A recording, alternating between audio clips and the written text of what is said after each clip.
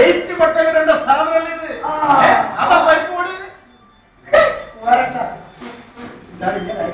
ഈ കല്യാണി അപ്പ ചൂറ് വന്നിയാലാണ് അഞ്ചാറ്